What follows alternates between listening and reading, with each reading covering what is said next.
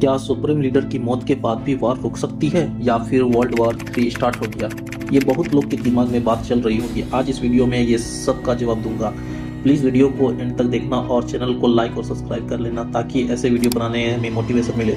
पहले आप खुद सोचो, अगर किसी देश का सबसे बड़ा लीडर मार दिया जाए तो क्या होगा? क्या पूरा मिडिल ईस्ट आग में चल जाएगा या फिर पॉलिटिक्स और स्ट्रेटेजी मिलकर इस आग को बुझा सकती है? ईरान के सुप्रीम लीडर की मौत के बाद ईरान खुले सांड की तरह हो गया। यह आसानी से किसी की नहीं सुनेगा, अमेरिका की बात भी नहीं, क्योंकि वो खुद इसमें शामिल है। अब हम इमोशनल नहीं, प्रैक्टिकल एनालिसिस करेंगे। सबसे पहले समझो, देश गुस्से से नहीं कैलकुलेशन से चलता है। जब किसी सुप्रीम लीडर को टारगेट किया, पब्लिक में गुस्सा उबलता है, बदले की डिमांड होती है और आर्मी पर प्रेशर भी बढ़ता है। साला कैसे हमारे लीडर को मार के चल गलो, साला बदला ले लो। लेकिन हर गवर्नमेंट 3 सवाल पूछता है। क्या हम लोग लॉन्ग वॉर अफोर्ड कर लेंगे? क्या इकोनॉमिक कोलैप्स हो जाएगी? क्या इंटरनेशनल सपोर्ट मिलेगा या सैंक्शन लगेगा? यही जगह होती है जहां से डिसीजन होता है, वॉर बढ़ाना है या कंट्रोल करना है। कंट्रोल रिवेंज स्ट्रेटेजी ज़्यादा चांस क्या होता है? लिमिटेड मिसाइल अटैक यानी मिसाइल की कमी, मिलिट्री बेस पर साइबोलिक स्ट्राइक या फिर साइबर अटैक, ताकि अपने लोग को दिखा सकें अरे हम भी जवाब दिए हैं। इसके बाद दोनों साइड पार्टी टेंशन कम करने की कोशिश करती है। इसको कहते हैं कंट्रोल एक्सकेलेशन। इसका मतलब आर्थिक लेकिन जगह मत चलाओ। अब तीसरा है backdoor diplomacy, most powerful factor है ये।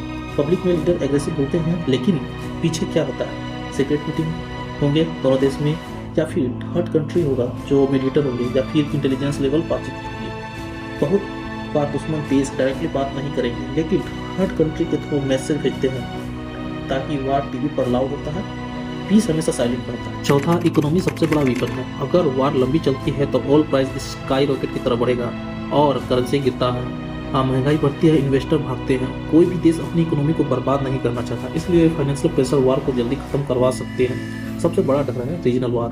अगर सिचुएशन कंट्रोल से बाहर हो गया तो लेबनान इन्वॉल्व हो सकता है, सीरिया इन्वॉल्व हो सकता है, गल्फ कंट्री खींच सकते हैं, और फिर ये सिर्फ ईरान वर्सेस इसराइल नहीं रहेगा, पूरा मिडिल ईस्ट बैटलफील्ड बन सकता है। इसी वजह से ग्लोबल पावर इसको फुल स्केल वार करने से रोकने की कोशिश करते हैं।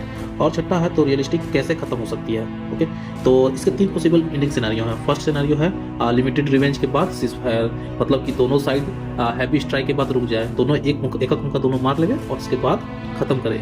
और दूसरा scenario international pressure, UN, US, Europe pressure डाले कि वार को रोक दे। लेकिन यूएस के बाद तो इसमें ईरान मानेगा नहीं, क्योंकि यूएस इसमें खुद इन्वॉल्व है, तो यूएन और यूरोप को ही प्रेशर डालना पड़ेगा। सिनेरियो 3 है पॉलिटिकल सेटलमेंट, सीक्रेट डील हो जाए, इसके बारे में पब्लिक को कम पता चले। हिस्ट्री क्या कहता है? हर बड़ी वार एक एंड बैटलफील्ड पर नहीं, नेगोशिएशन टेबल पर होता है।